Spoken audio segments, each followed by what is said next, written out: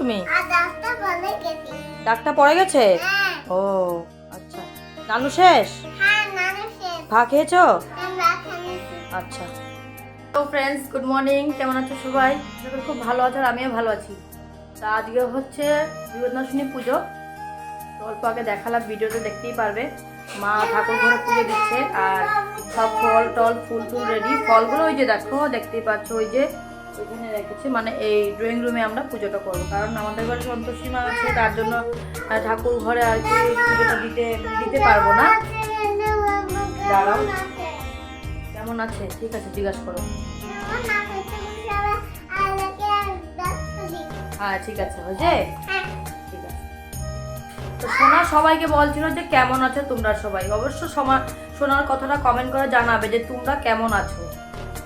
তো আজকে বিপদনাশিনী পূজা করব।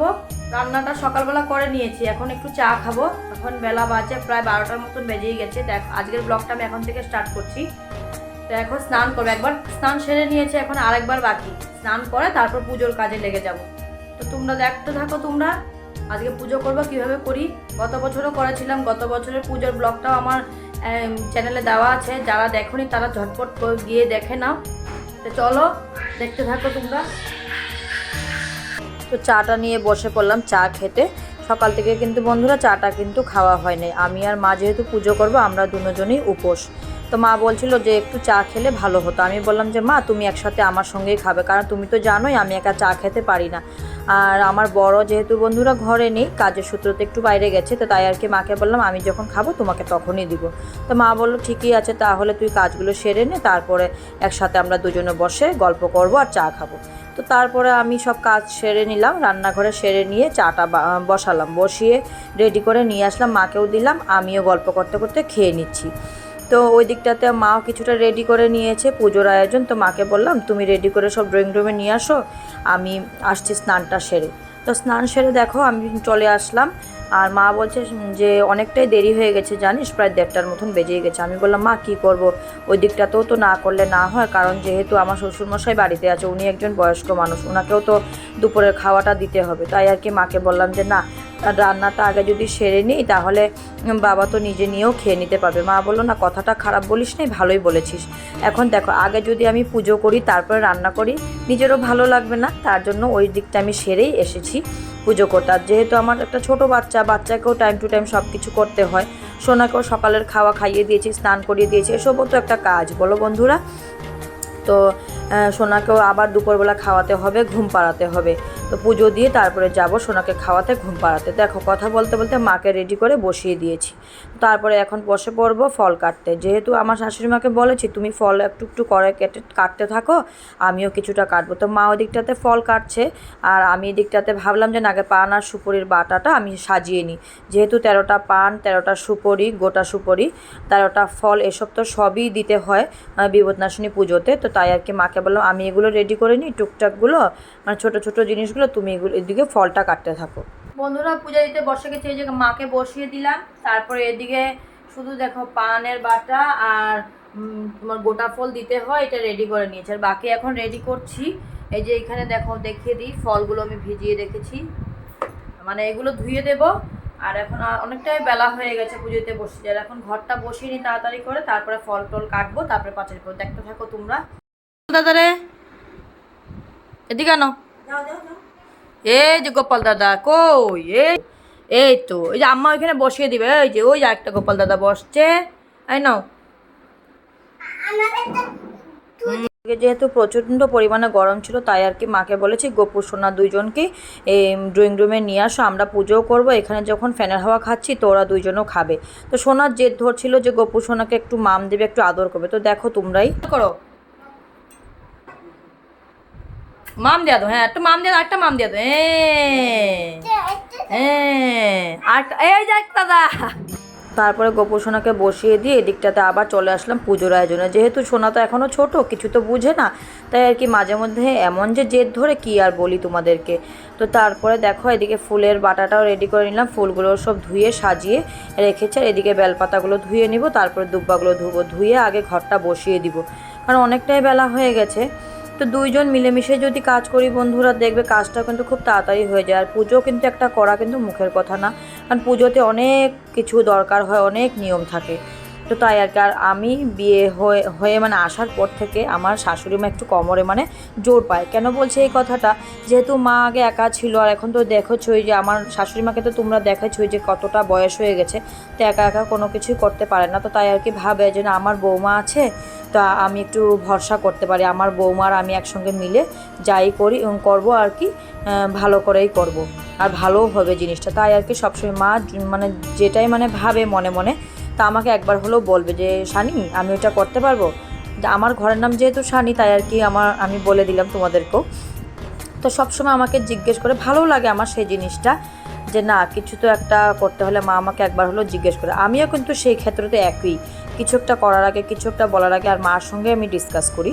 সেটা আমার বিয়ের পর থেকেই মানে আমি আর আমার মা, মানে আমি আর আমার শাশুড়ি মার বলতে পারো, আমাদের দুজনের মানে বন্ডিংটা আমাদের মানে এইভাবে করেই তৈরি হয়ে উঠেছে এখন পর্যন্ত। কিন্তু আমার বিয়ে যেহেতু 6 বছর চলছে, একবারও কিন্তু ঝগড়াঝাটিও হয়নি, যেহেতু আমাদের মধ্যে রিলেশনটাই এমনভাবে তৈরি হয়ে উঠেছে, একটা বান্ধবীর মতো বলতে পারো।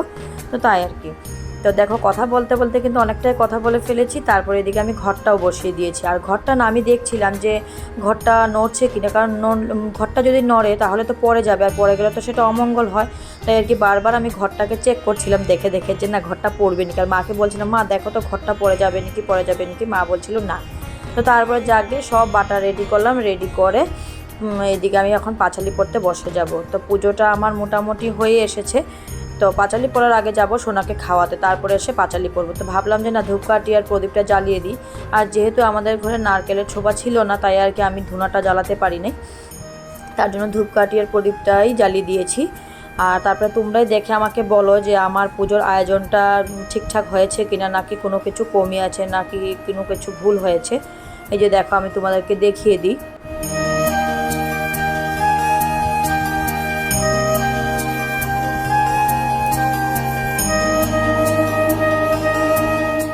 তারপর ওইদিকে গিয়ে কিন্তু আমি সোনাকে খাইয়ে দিয়ে ঘুম পাড়িয়ে এসেছি পাঁচালিটা পড়তে প্রায়, কারণ 4টের মতো বেজে গেছে পুজোর রেডি করতে করতে। তো সোনার তো অনেকটাই দেরি হয়ে গেছে ঘুমানোর জন্য, তাই আর কি ভাবলাম যে না সোনাকে আগে ঘুম পাড়িয়ে দিই। তাই আর কি ঘুম পাড়িয়ে চলে এসেছি। তো এদিকে পাঁচালিটা পড়ছি। পাঁচালিটা জানো তো বন্ধুরা, আমি না ভালো করে পড়তে পারছিলাম না, তাই আর কি তোমাদের সামনে আমি ভয়েসটা মানে পাঁচালি পড়ার যেই মানে শব্দটা ছিল সেটা আমি কিন্তু ক্যামেরার সামনে আনতে পারলাম না, কারণ এত কঠিন ছিল কি বলবো, পড়তে পারছিলাম না। যাই হোক, যেভাবেই হোক, শুদ্ধ করে হোক। আর আমি জানো তো বন্ধুরা, সুর ধরে পড়তে পারি না, আমার এই একটা অভ্যাস। এমনিতে পড়তে পারি কিন্তু সুর ধরে পড়তে পারি না। তো মা বলছে যেমনিই হোক পড়া দিয়ে কথা, পড়তে তো পারিস, তাই আর কি। তো যাকে পাঁচালিটা প্রায় আমার শেষ হয়ে এসেছে। মনের মধ্যে তো শান্তি নেই, সেটা তো তোমরাও জানো। বিষয়টা জানো না যদিও, কিন্তু সেটা তো তোমরা জানোই, আগের ভিডিওতে আমি বলেছি যে মনের মধ্যে শান্তি নেই। একটা মানে আমাদের উপর দিয়ে একটা ঝড় যাচ্ছে, কিন্তু কি করব, মনের মধ্যে শান্তি না থাকলেও পুজো তো দিতেই হবে, কারণ আমরা সবসময় ভগবানের কাছেই চাই, ভগবানের কাছে আশা করি। সব কিছুই ভগবানের উপরেই ছেড়ে দিই, কারণ ঠাকুর না থাকলে তো দুনিয়াটা চলতো না, সেটাই আমি ভাবি আর কি। জানি না কে কেমন ভাবে। তো যাকগে, আমার পাঁচালিটা পড়া হয়ে গেছে। তো এদিকে আমি আরতিটাও করে নিয়েছি। তো দেখো একটু,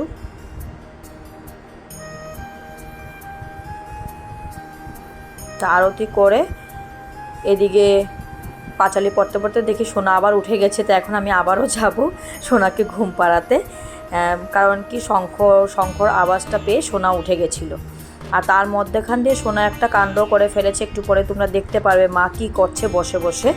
তা আমার যেহেতু পুরোপুরিভাবে পূজাটা কমপ্লিট, এখন মাকে খেতে দেব। বন্ধুরা পাঁচালি পরে নিলাম, পূজাটা হয়ে গেছে। তারপরে এখন মাকে দিব খেতে, দরজা লাগিয়ে দিব এই ধরো। আর সোনাকে দেখো, তোর তো দুষ্টামিয়ে শেষ হচ্ছে না, এত দুষ্টামি। দেখো শঙ্খটা ভেঙে ফেলছে। তখন শঙ্খটা মা কি করছে, ঠিক পুরো একদম হাত থেকে পড়ে। জুতা কেন তুমি শঙ্খটা ভেঙে ফেলছো, দেখো তো।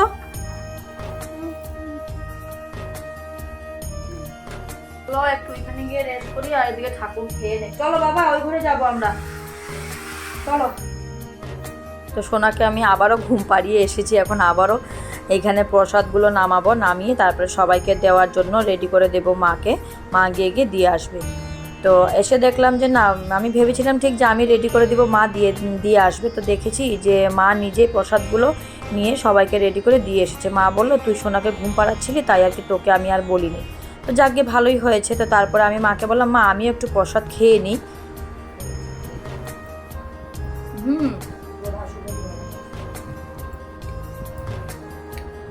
ভালো পাই না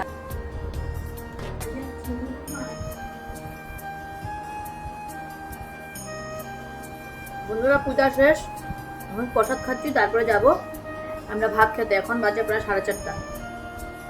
প্রসাদটাকে খেয়ে নিই, সোনাকে ওদিকে ঘুম পাড়িয়ে আসলাম, মা খেয়ে নিয়েছে, আমি খালি বাকি ছিলাম।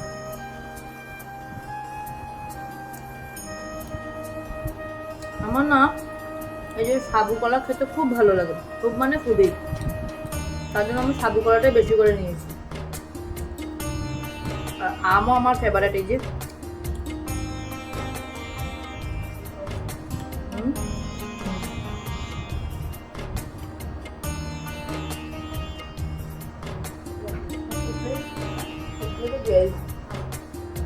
ওই দেখো সোনাকে, সোনার আলসি ভাঙেনি, সোনা বলছে আরও ঘুমাবে। সোনাকে বলছি উঠবে না, বলে আরও ঘুমাবে আরও ঘুমাবে। এত গরম দিয়েছে কি বলবো আজকে। দুপুরে তো পূজা টুজা করলাম, তখন তো দেখতেই পারলে যে প্রসাদ খেলাম। প্রসাদ খেয়ে তারপরে একটু করে ভাত খেয়েছি, ভাত খেয়ে একটু রেস্ট নিলাম। জানো তো সারাদিন উপবাস ছিলাম, তো পেটে ব্যথা করছে অনেক, গ্যাস হয়ে গেছে মনে হয়, তার জন্য। এখন বললাম সোনা দুধু খেতে হবে, আর আমি একটু চা খাবো, তাহলে ফ্রেশ লাগবে। সে উঠবে না, উঠাও, থাকো ঘুমিয়ে। তো যাকগে সোনাকে উঠিয়ে আমি দুধ খাইয়ে দিলাম। দুধ খাইয়ে দিয়ে তো ভাবলাম যে কাপড়গুলো আছে এগুলোকে আমি ভাঁজ করে নেব। তো আমি কি ভাঁজ করব, সোনাই আগে দেখো, একটু আগে দেখলে তোমরা যে সোনা কী অবস্থা করেছে বেডশিটটা। তো বলছে মা আমি করি না, তো তুমি ঠিক করে নাও, ঠিক করে নাও। তো কী আর বলি, সোনার তো দুষ্টামি আর শেষ নেই। তো যাকগে ওকে বলছি তুমি যাও আমার কাছে, আমি আসছি। তো আমি কাপড়গুলো ভাঁজ করে নিয়ে বিছানাটা ঠিক করব। বিছানাটা ঠিক করে নিয়ে তারপরে যাবো একটু চা খাবো, যেহেতু ঘুম থেকে উঠেছি, ভালো লাগছে না জানো তো বন্ধুরা, সারাদিন উপোস করেছি না। আর সারাদিন পরে যেহেতু আজকে ভাত খেতে খেতে প্রায় 5টার মতো বেজে গেছে, তাই আর কি না আমার পেটটাও খুব ব্যথা করছিল, তাই আর কি আমার উঠতে ইচ্ছে করছিল না। কিন্তু কী করবো, কিছু তো করার নেই। তারপরে কি করলাম, একটু লেমন টি বানালাম, বানিয়ে ভাবলাম যে না এখন আর দুধ চা খাবো না, লেমন টিটাই খাবো। তো এই আর কি একটু দাঁড়িয়ে দাঁড়িয়ে লেমন টিটা খেয়ে নিচ্ছি, কারণ প্রচুর পরিমাণে গরমও তো পড়েছে। আর জানো তো দুধ চা খেলে মানে গ্যাস হয়ে যায়। আর আমার আজ 3-4 দিন ধরে না আমি খুব গ্যাসে প্রচুর পরিমাণে ভুগছি, প্রচুরই কী বলবো, পেটের যন্ত্রণা থাকতে পারছি না। তো তারপর চাটা খেয়ে সোজা চলে আসলাম ড্রয়িং রুমে থোর নিয়ে। কালকে শ্বশুরমশাই না একটা থোর নিয়ে আসছিলো, তো ভাবলাম যে না এটাকে বেছে রেখে দিই, কালকে সকাল হলে রান্নাটা করতে পারবো তাড়াতাড়ি করে। তো থোরটা তাই আর কি বাঁধছিলাম, আর মা ওইদিকে টিভি দেখে দেখে সুপারি কাটছিল। তো সোনা পাশে বসে আছো, ওই যে দেখো তোমরা দেখতেই পাচ্ছ। তো বসে থাকুক। তো বন্ধুরা আজকের ভিডিওটা আমি এখানেই শেষ করছি। যারা আমার চ্যানেলটা নতুন দেখছে তারা সাবস্ক্রাইব করবে প্লিজ। তো আজকের জন্য টাটা।